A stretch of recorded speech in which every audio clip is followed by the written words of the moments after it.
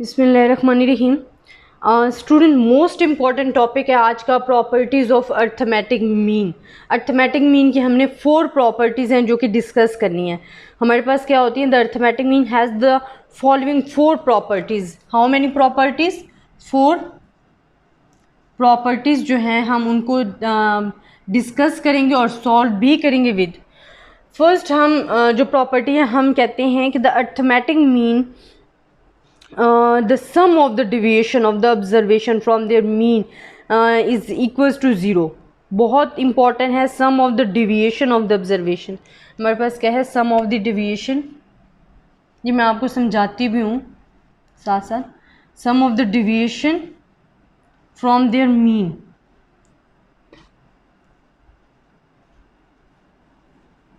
is equals to 0। ये first property है हमारे पास, जिसमें हम क्या कहते हैं, for a set of data the sum of the deviation of the observation, the sum of the deviation of the observation from, यहाँ आपने मिस कर, sum of the deviation of the observation from their mean is equals to 0। हम कहते हैं deviation. First, deviations का mean क्या है?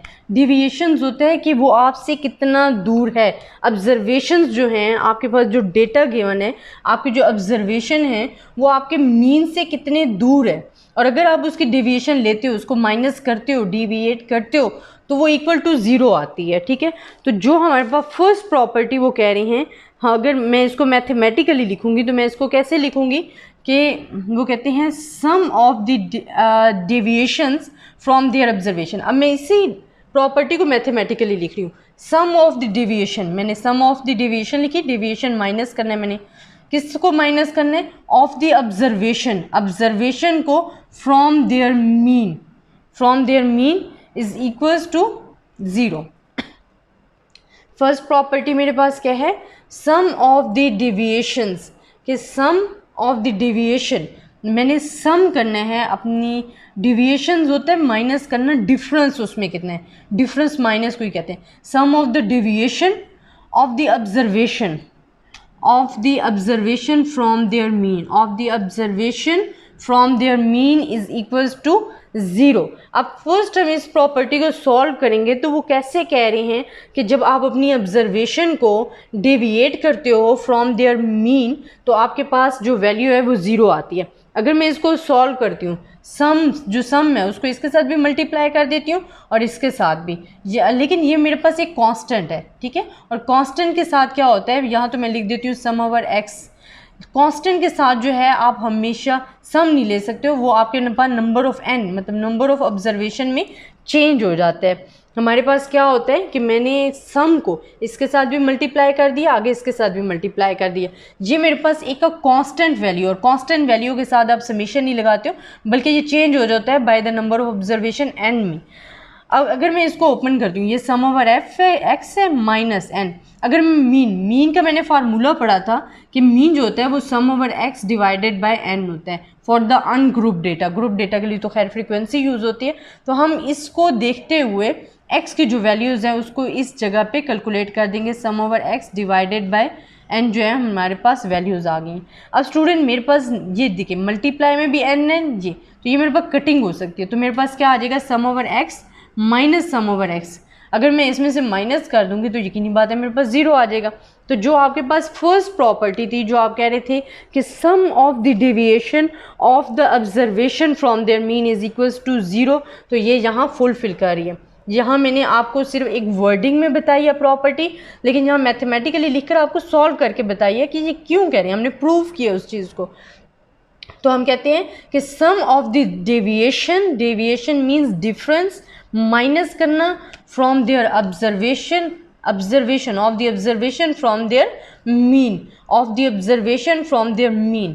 तो हमने क्या किया है, समेशन को इसके साथ भी मल्टीप्लाई कर दिया, क्योंकि ब्रैकेट्स में है ना तो सबके साथ मल्टीप्लाई होगा, पहले इसके साथ मल्टीप्लाई होगा फिर इसके साथ होगा, तो सम ओवर एक्स माइनस ये कांस्टेंट है, यहाँ समेशन जो है एन में चेंज हो जाएगा।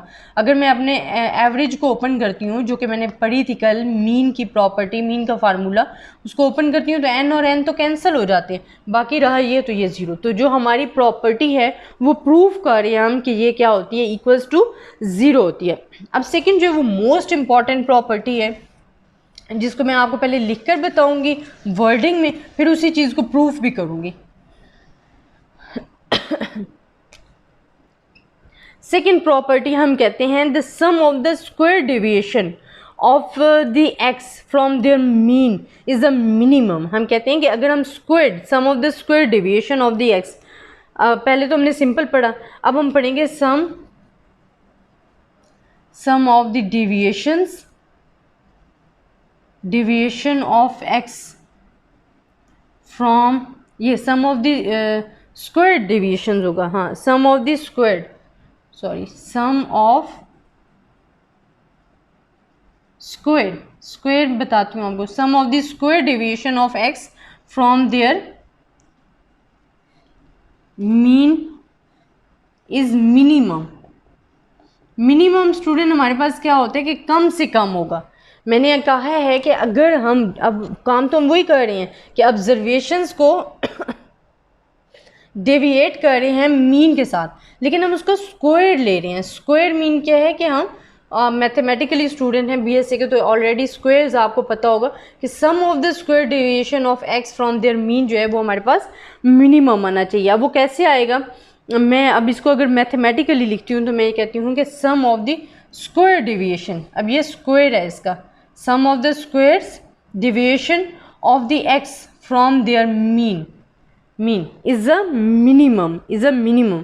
अगर मिनिमम मैं कहती हूँ तो वो क्या है कि अगर मैं कोई भी कांस्टेंट वैल्यू लेती हूँ, फॉर एग्जांपल मैं ये ले रही हूँ स्क्वायर वाली, तो ये हमारे पास क्या आना चाहिए, मिनिमम आना चाहिए।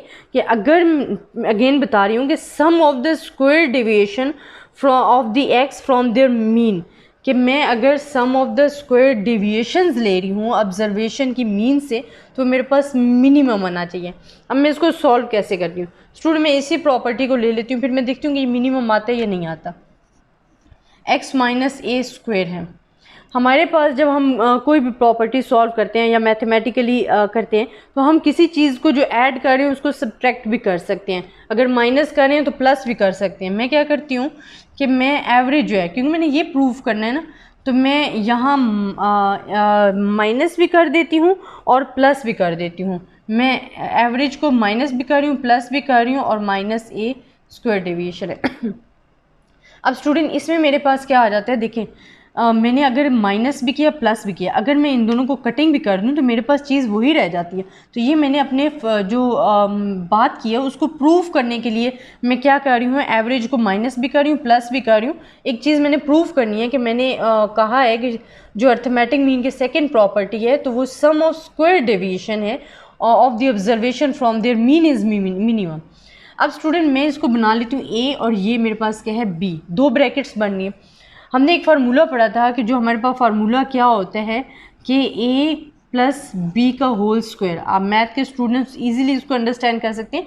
ये मेरे पास क्या आ जाता है, एज अ फार्मूला है। ये मैं आपको फिक्स फार्मूला बता रही हूँ जो कि आपके पास होगा, जो क्या होता है a square plus 2ab plus b square. ये क्या है, मैथमेटिकली फार्मूला है हमारे पास।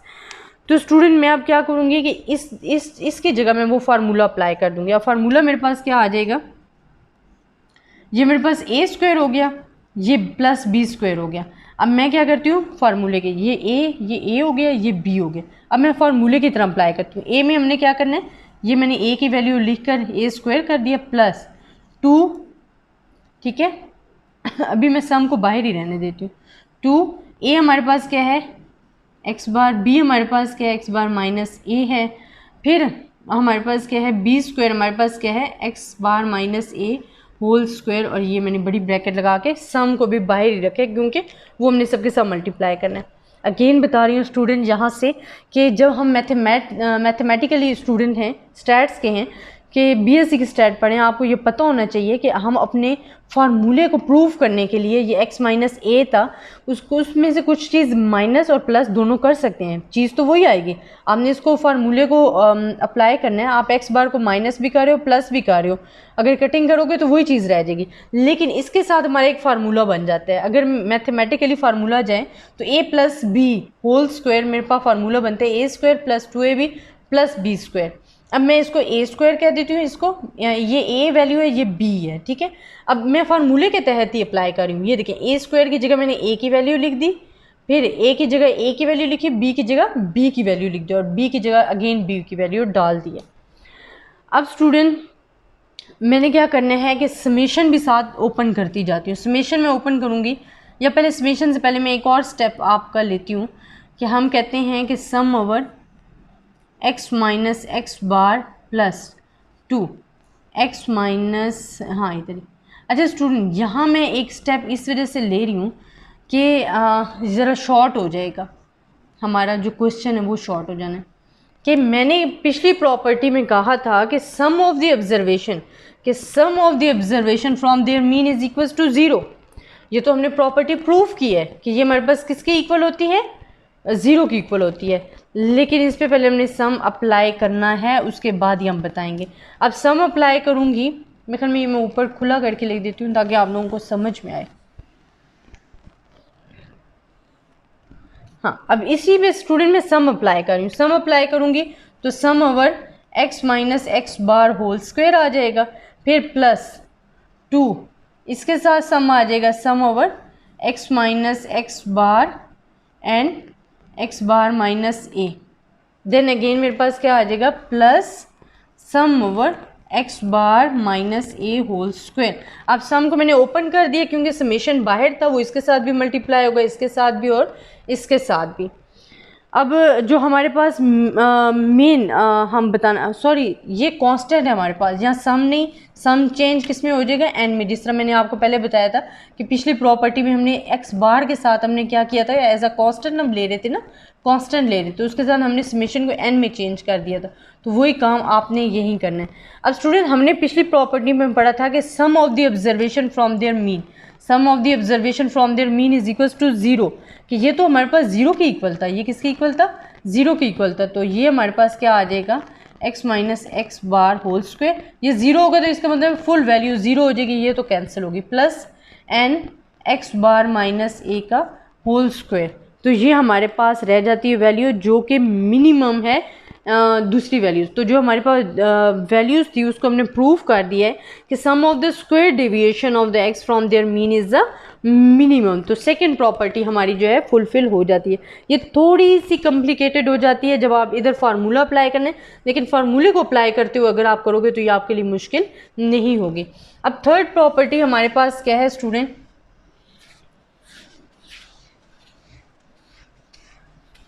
थर्ड प्रॉपर्टी हम कहते हैं कि if k is the sub groups of the data consisting of values n1 n2 nk, जो कि हमारे पास ऑब्जर्वेशन है, have respective means the mean of the data, कि अगर हमारे पास जो वैल्यूज़ हैं वो रिस्पेक्टिव मीन्स रखती हैं, ऑब्जर्वेशन की जगह हमारे पास क्या है, मीन्स है, तो फिर हमारे पास क्या फार्मूला होगा, वो फार्मूला हमारे पास, ये थर्ड प्रॉपर्टी है, वो फार्मूला हमारे पास बनेगा sum over n x bar i and sum sorry n हमारे पास क्या आ जाएगा n, कि अब हमारे पास ऑब्जर्वेशन की जगह है एक्स आई है, तो ये हमारे पास थर्ड प्रॉपर्टी है। अच्छा जो फोर्थ प्रॉपर्टी है वो भी बहुत इंपॉर्टेंट है और उसको भी हमने प्रूव करना है। फॉर एग्जांपल मैं आपको कहती हूँ कि हमारे पास क्या है कि if y is equal to a x plus b where a and b are any two numbers then y bar is equal to a x bar plus b। हम कहते हैं कि हमारे पास अगर वैल्यूज़ हैं y is equal to a x plus b, property mean की कहती है कि ये फिर आ जाएगा कि y bar is equal to a x bar plus b, और a और b आपके पास क्या हैं, कांस्टेंट हैं, a एंड b आपके पास क्या हैं, कांस्टेंट हैं। अब स्टूडेंट इसको हमने प्रूफ करना है। हम कह रहे हैं कि y is equal to a x plus b है, जिसमें हमारे पास a और b हमारे पास क्या हैं, कांस्टेंट है। क्योंकि ये हमारे पास कांस्टेंट हैं तो सबसे पहले हमने इनमें क्या करने हैं कि समेशन डालते हैं कि अगर मैं इनको सबको सम करती हूँ, फॉर एग्जांपल मैं लेती हूँ sum of y is equals to multiply by each and every value multiply by summation and sum over ax plus b आ जाएगा। अब इसमें हमारे पास क्या आ जाएगा कि हम कहते हैं sum over y is equals to a हमारे पास कांस्टेंट है तो a पहले ले आएंगे, सम ओवर x आ जाएगा प्लस b हमारे पास कांस्टेंट है। और स्टूडेंट मैंने आपको पिछली 3 प्रॉपर्टीज़ में बताया कि कांस्टेंट के साथ जो हमारे पास सम है वो किस में चेंज हो जाएगा, n में, और n b आ जाएगा। अब हमने क्या करना है, अगर हम कहते हैं डिवाइडिंग बाय n, अगर हम n से डिवाइड कर देते हैं होल वैल्यू को तो हमारे पास क्या आ जाएगा, sum over y divided by n is equals to a sum over x divided by n plus n b divided by n। तो हमारे पास क्या आ जाएगा, इसको डिवाइड करने से ये जो वैल्यूज़ है अगर मैंने एवरेज y के लिए फाइंड करनी है तो sum over y divided by n हमारे पास क्या आ जाएगा, सम ओवर y आ जाएगा, ऐसे ही आ जाएगा। और x बार जो हमने फार्मूला अप्लाई किया तो वो हमारे पास यही था नॉन ग्रुप डेटा के लिए कि sum of the observation divided by n। तो यहाँ हमारे पास क्या आ जाएगा, y बार में चेंज हो जाएगा, a x बार आ जाएगा प्लस n और n कटिंग होके तो b रह जाएगा। तो ये जो हमारी प्रॉपर्टी है फोर्थ प्रॉपर्टी वो भी फुलफिल हो जाती है। मोस्ट इम्पॉर्टेंट हैं प्रॉपर्टीज़ हैं, अर्थमेटिक मीन भी हम डिस्कस कर चुके हैं। हम अपना जो है अर्थमेटिक मीन की प्रॉपर्टीज़ जो हैं 4 मेन प्रॉपर्टीज़ और for the group data ungroup data जो अब हम डिस्कस कर चुके। इंशाल्लाह कल जो हम पढ़ेंगे change of origin of scale, harmonic and geometric mean के बारे में पढ़ेंगे। आई होप कि आपको मेरी वीडियो पसंद आई होगी, कमेंट्स में ज़रूर बताइएगा। तब तक के लिए अल्लाह हाफिज़।